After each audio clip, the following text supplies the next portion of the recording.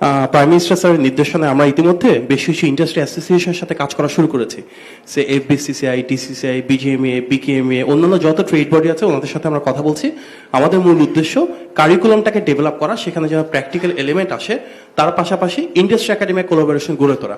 Industry academic collaboration দুটো ধাপ আছে, একটা সরাসরি এমপ্লয়মেন্ট বা এন্টারপ্রেনারশিপের ক্ষেত্রে। সেই ক্ষেত্রে লেটস সে কেউ একজন অনার্স করছেন 4 বছরের প্রোগ্রাম, 4th ইয়ারে এসে অন্ততপক্ষে একটা সেমিস্টার ইকুইভ্যালেন্ট যে টাইম সেটা সে ইন্ডাস্ট্রিতে স্পেন্ড করবে, সেটা অ্যাপ্রেন্টিসশিপের ফর্মে হতে পারে, ইন্টার্নশিপের ফর্মে হতে পারে। আমরা যেটা দেখে এসেছি থিওরিটিক্যালি এই সিস্টেমটা কিন্তু আছে, অনেক জায়গায় ইন্টার্নশিপ আছে, কিন্তু সবাই যার যার পরিচিত বাবা চাচার একটা জায়গা থেকে গিয়ে একটা সার্টিফিকেট দেখে কাজটা হয়ে যাচ্ছে, অ্যাকচুয়াল ইন্টার্নশিপ হচ্ছে না। আমরা ইন্ডাস্ট্রি অ্যাসোসিয়েশনের সাথে কথা বলছি যেন এই ইন্টার্নশিপটা এনফোর্স করা হয়।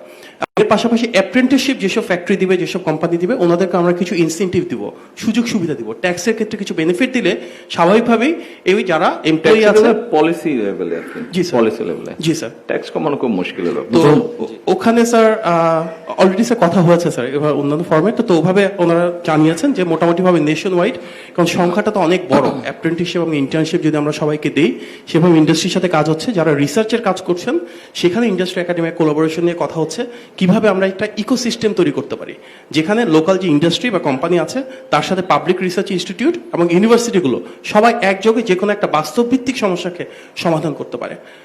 আমাদের প্রাইম মিনিস্টার স্যারের ইনস্ট্রাকশন অনুযায়ী এগুলো নিয়ে আমরা বেশ কিছু ইন্ডাস্ট্রি এঙ্গেজমেন্ট তৈরি করছি। সো একটা কারিকুলাম ডেভেলপমেন্টের ক্ষেত্রে, একটা ইন্টার্নশিপ এবং অ্যাপ্রেন্টিসশিপের ক্ষেত্রে, আর একটা রিসার্চের ক্ষেত্রে, এই 3টা বিষয় নিয়ে আমরা প্যারালালি কাজ করছি।